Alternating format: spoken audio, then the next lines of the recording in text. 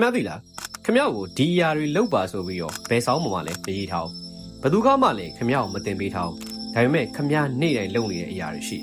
ပြီးတော့အစိုးဆုံးကခမရကိုယ်တိုင်တော့မှအဲ့ဒီအရာတွေကစီးမြင့်နေလို့တော့မထင်ဘူးအားလုံးပဲမင်္ဂလာပါကျွန်တော်ရဲ့ Hidden Theory Channel လေးကနေပြန်လည်ကြိုဆိုလိုက်ပါတယ်ကျွန်တော်ဒီနေ့မှာတော့ကျွန်တော်တို့ကိုဘယ်သူကမှလောက်ပါလို့မပြောဘဲနဲ့ကျွန်တော်တို့ကိုယ်တိုင်လုံမိနေတဲ့အရာတွေအကုန်လုံးပြပြပေးတော့မှာပဲဖြစ်ပါတယ်ခမရသတိထားမိလားခမရကဓာတ်လေကားတဲ့ဝင်တဲ့ခါမှာလူတွေအကုန်လုံးကမလုံချင်းမဆုံကြဘူးခမရကိုယ်တိုင်လည်းဘယ်သူနဲ့မှမလုံချင်းမဆုံအောင်နေတယ်ခမရတယောက်ကိုကြည့်မိတော့မယ်ဆိုရင်ချက်ချင်းကိုဖုံးထုတ်လိုက်တယ်ဒါမှမဟုတ်လည်းကျမ်းမြေကိုခမရကြည့်လိုက်တယ်ဘာမှဖြစ်သလိုပဲခမရနေလိုက်တယ်ဒါပေမဲ့စဉ်းစားကြည့်ဗျာဒီလိုအခိုက်အတန့်ကိုဘယ်သူကဒီလိုလုပ်ရပါမယ်ဆိုပြီးတော့ခမရကိုတင်ပေးထားလို့လေ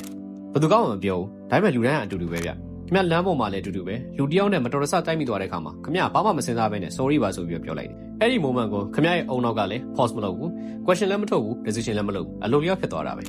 ပြီးတော့တန်းစီနေတဲ့နေရာတွေမှာတယောက်ကနည်းနည်းလေးကြော်လာရင်ခမရရဲ့စိတ်ထဲမှာချက်ချင်းမမှန်ဘူးဆိုတဲ့ခံစားချက်တစ်ခုတက်လာတယ်ဒါပေမဲ့ဘယ်သူကတောင်မမှန်ဘူးလို့သတ်မှတ်ထားလို့လဲပြောရရင်ဒီຢာတွေကဘယ်ဆောင်ထဲမှာမှလည်းရှိမနေဘူးဘယ်ဥပဒေထဲမှာမှလည်းရှိမနေဘူးဒါပေမဲ့ခမရဟာသိနေတယ်ပြီးတော့ဒီလိုအရာသုံးခုတွေလည်းမဟုတ်ဘူးဗျခမရလူစင်းတယောက်နဲ့အတူတူလမ်းလျှောက်တဲ့ခါမှာခမရကိုယ်တိုင်မသိလိုက်ပဲနဲ့ spacing လိုက်ချိန်လိုက်တယ်တိတ်ဆိတ်နေတဲ့အခန်းတစ်ခုထဲဝင်တဲ့ခါမှာခမရစိတ်ကအလိုလျောက်ကိုမတတ်မတာဖြစ်လာတယ်ခမရလူထဲမှာမတ်တက်ရက်နေတဲ့ခါမှာကိုနည်းနည်းလေးသေးလေးဖြစ်တော့အလုပ်လိုက်မိဒါပေမဲ့ဒီလိုတွေလုပ်ပါလို့ခမရဘယ်သူမှမပြောထားဘူးဒါပေမဲ့ခမရကိုယ်တိုင်ကလည်းအကုန်သိနေတယ်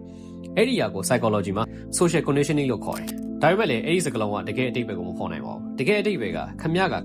တိုင်မသိပဲလူတွေကိုကြည့်ပြီးတော့ behavior တွေကို copy လုပ်နေ system ထဲမှာနေနေရဆိုတာပါပဲအရေးကြီးတာဒီမှာဗျခမရကဒီ rule တွေကိုသင်ယူပြီးတော့လိုက်နာနေလို့လည်းမခံစားရဘူးပြီးတော့ဒါကအမြဲတမ်းဒီလိုပဲဖြစ်တယ်လို့ပဲခမရခံစားရတာအဲ့ခဏချက်ကပဲခမရကိုမေးခွန်းမထုတ်တော့အောင်လုပ်ထားတယ်ဘာလို့လဲဆိုတော့အကုန်လုံးကပုံမှန်လို့ထင်နေကြလို့ပဲဗျဒါ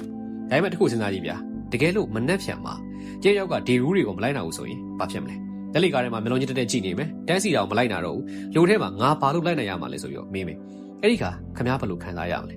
तू ကမှားတာလားဒါမှမဟုတ်ခမရကိုယ်တိုင်က system တွေက automatic mode တစ်ခုဖြစ်နေရတာဒီနေရာမှာပဲအရာအလုံးပြောင်းသွားတယ်ဗျလူအဖွဲ့အစည်းဆိုတာ rule တွေမဟုတ်မမြင်ရတဲ့ agreement တစ်ခုပဲဘယ်သူမှလက်မှတ်မထိုးတာဘူးဘယ်သူမှစာမြေထားဘူးဒါပေမဲ့လူတိုင်းကလိုက်နာနေပြီးတော့အဆုံးမှာအကြီးဆုံးမင်းကွန်းတစ်ခုပဲကျန်တော့တယ်ခမရက rule တွေကိုလိုက်နာနေရလားဒါမှမဟုတ်လေခမရကိုယ်တိုင်တော့မသိလိုက်ပဲနဲ့ rule တွေကခမရကိုလိုက်နာခိုင်းတဲ့ system ထဲမှာနေနေတာလား